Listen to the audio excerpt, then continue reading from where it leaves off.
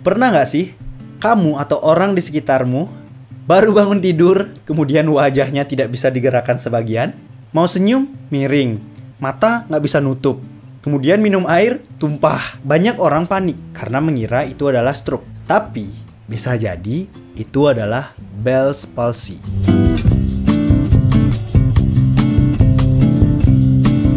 Bell's palsy adalah sebuah kelumpuhan yang terjadi secara mendadak pada satu sisi otot-otot wajah yang disebabkan oleh gangguan pada suatu persarafan yang namanya saraf nomor 7 atau nervus facialis. Bell's palsy ini itu sering terjadi secara tiba-tiba dan biasanya paling sering pasien itu mengeluhkan pada saat bangun tidur. Masuk ke pertanyaan, kenapa Bell's palsy bisa disangka sebagai stroke? Pertama, jelas karena gejalanya mirip dengan stroke, kelumpuhan sebagian dari wajah. Lalu mungkin kamu akan bertanya, lalu apa bedanya stroke sama Bell's palsy? Kalau stroke itu diikuti dengan kelemahan satu sisi bagian tubuh, entah kanan ataupun kiri.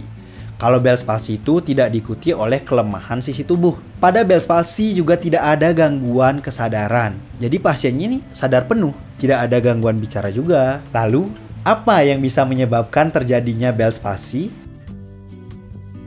Oke, Bell's palsy ini sering dikaitkan dengan infeksi virus. Bisa virus herpes simplex ataupun herpes zoster. Kemudian sering juga dikaitkan dengan kelelahan, stres, ataupun cuaca udara dingin. Jadi Bell's palsy ini bukan sekedar karena angin malam gitu. Tapi paling sering itu di rumah sakit ketika dulu aku koas. Itu pasti pertanyaan muncul dari dokternya itu, ini sering keluar malam ya tanpa helm gitu. Oh pakai helm tapi nggak pakai kaca. Nah terpapar angin langsung di wajah kayak gitu. Kemudian biasanya ditanya juga, ini kalau tidur pakai kipas atau pakai AC? Pakai kipas. Ini langsung mapar ke wajah atau gimana? Iya. Kemudian ini pakai AC? Ya pakai AC dok. AC-nya di mana? AC-nya itu tepat di depan saya dan jatuhnya pas di badan, wajah, dan semuanya. Ini paling sering jadi jawaban dan maka dari itu dikaitkan dengan penyebab dari Bell's palsy. Jadi harus dihindari itu paparan angin AC langsung ke wajah gitu. Kalau bisa ya mantul dulu ke tembok lah. Lalu kita langsung ke pertanyaan selanjutnya. Apakah perlu kita langsung ke dokter? Jawabannya adalah ya, perlu banget untuk dicari penyebabnya kira-kira apa, untuk dibedakan ini stroke atau bukan, apalagi kalau usianya udah tua gitu. Harus dibedakan nih, stroke atau bukan. Kemudian agar bisa diberikan tata laksana awal, karena semakin cepat diterapi semakin bagus juga hasilnya. Kalau bisa hari itu ada keluhan, hari itu langsung ke dokter. Jangan ditunda-tunda agar nanti keluhannya nggak makin sulit sembuh gitu. Nanti mungkin dokter akan memberikan obat-obatan golongan kortikosteroid atau steroid dan juga obat untuk virus, antiviral apabila curiga misalnya itu disebabkan oleh infeksi virus. Ingat, semakin cepat dibawa ke dokter, semakin cepat dapat penanganan, semakin bagus juga hasilnya sembuhnya nanti. Kemudian nanti untuk terapi medis itu bakal dikasih apa aja.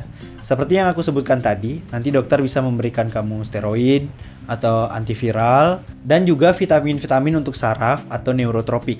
Kemudian selain bergantung dengan obat-obatan, kita juga bisa melakukan latihan senam otot wajah.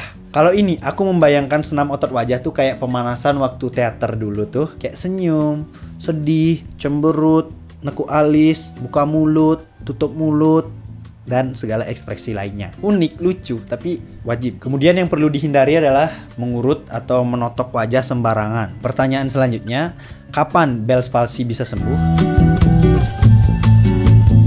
Nah, penyakit ini keluhannya bisa mulai hilang atau sembuh sekitar 2-4 minggu atau bisa juga lebih, tergantung tingkat kepatuhan pasien terhadap terapi dan tingkat keparahannya dan berapa lama dibawa ke dokter sejak mulai dari keluhan muncul. Ya kalau untuk sembuh total tanpa gejala lagi 3 bulan sembuh lah. Balik lagi, tergantung penanganan yang dilakukan. Masuk ke kesimpulan. Bell's palsy ini ya bisa sembuh dan kuncinya adalah cepet-cepetan terapi aja. Dan perlu diingat, jangan tunggu sembuh sendiri. Kalau kita bisa melakukan hal yang lebih baik, ya lakukan. Pergi ke dokter, dapat obat, minum obat rutin, latihan wajah, yakin, berdoa, sembuh dah. Kemudian ingat, segera periksakan kalau kamu mengalami keluhan lumpuh wajah sebagian. Oke, itu aja untuk video kali ini. Sampai jumpa di klinik tanpa resep selanjutnya. Oh iya, Bell's palsy ini bisa juga karena terjadi kompresi atau penekanan di saraf 7 atau nervus facialis. Cara penanganannya kalau misalnya nggak sembuh-sembuh gimana? Ya dicari tahu. Kalau misalnya butuh pemeriksaan lanjutan seperti elektromiografi untuk mencari tahu di mana sih letak masalahnya, atau kalau misalnya penyebabnya memang penekanan di nervus 7, ya nanti penekanannya itu yang akan diatasi. Tuh.